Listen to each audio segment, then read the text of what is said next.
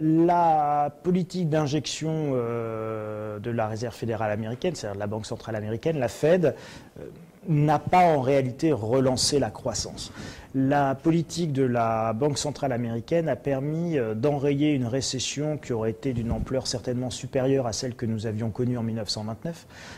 Donc en ce sens, l'intervention de la Banque centrale américaine a été évidemment extrêmement utile. Sinon, je crois qu'aujourd'hui, tout le système se serait déjà effondré et nous serions dans une espèce de situation à la 1929, ou de crise argentine, ou ce genre de choses. Donc ce serait des difficultés quotidiennes incommensurables pour l'écrasante majorité des citoyens. Ça, c'est ce qui a permis l'action de la Fed jusqu'à aujourd'hui. Quand on regarde les chiffres dans le détail, je vais vous en donner deux qui sont importants. Ça permet de calibrer un petit peu les choses très rapidement. On dit que le chômage aux États-Unis baisse. Alors, il est vrai que le chômage baisse, au sens nombre de chômeurs recherchant un emploi, ça baisse. Le problème, c'est que les millions d'Américains qui sortent des statistiques de la recherche de l'emploi, n'en sortent pas parce qu'ils ont retrouvé du travail. Ils en sortent parce qu'au bout de 8 semaines ou 9 semaines, je ne sais plus, d'indemnisation, ils n'ont plus droit à rien. Donc de toute façon, ils sortent des statistiques, ils ne se réinscrivent pas, ça leur amène rien, ça leur apporte rien. Donc, ils sortent des statistiques, mais ils ne sortent pas des statistiques pour une reprise d'un emploi. Vous avez les titulaires de ce qu'on appelle les food stamps, les timbres de nourriture, qui sont toujours proches des 50 millions d'Américains, donc qui donnent un véritable indice de la pauvreté extrême aux États-Unis, puisque pour être éligible à ce système d'aide alimentaire, qui est l'équivalent des soupes populaires modernes, vous ne devez rien avoir. Vraiment rien, c'est-à-dire vous n'êtes même pas propriétaire d'une voiture. Bon.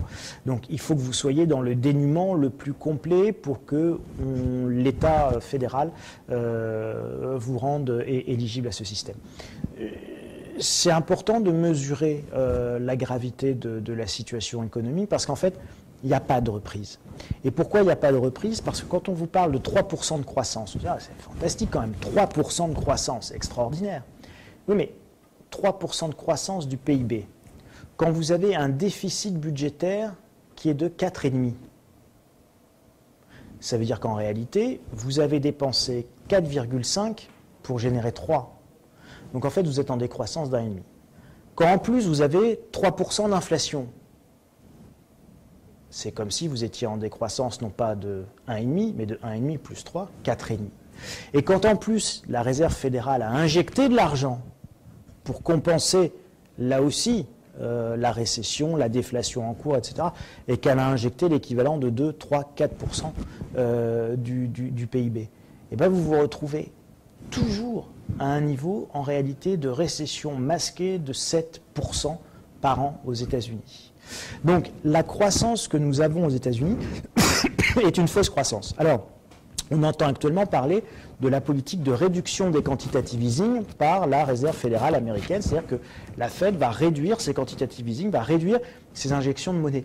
C'est vrai. Alors d'abord, c'est réduit de façon très progressive, mais sachez que pendant que la Fed réduit aujourd'hui son quantitative easing, les dépenses de l'État fédéral et donc du déficit américain, elles, vont augmenter. Donc en fait, ce que l'on perd d'injection par la Fed est en réalité remis par l'accord budgétaire qui a été trouvé. Vous avez vu, comme par hasard, là, il n'y a eu aucun psychodrame. On avait eu un psychodrame en octobre autour du budget, le shutdown, l'administration fermée, etc. Ils devaient se remettre d'accord 2 mois après. 2 mois après, ils sont parfaitement d'accord. Plus aucun des sujets d'achoppement des 2 mois précédents ne subsiste.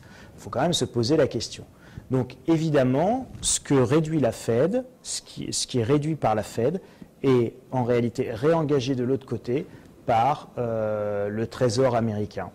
Et donc c'est un jeu, c'est des simples vases communicants, mais à l'arrivée, ça sera un jeu à somme nulle, et l'économie américaine, sensiblement, se retrouvera avec les mêmes stimulus monétaires qu'en 2014 qu'en 2013, à ceci près que la provenance de ces stimulus monétaires ne sera pas tout à fait la même. Là, on va plus sur le Trésor américain que sur la Fed, tout en sachant qu'au bout du compte, c'est quand même la Fed c'est-à-dire la Banque centrale qui rachète les dettes émises par le Trésor américain.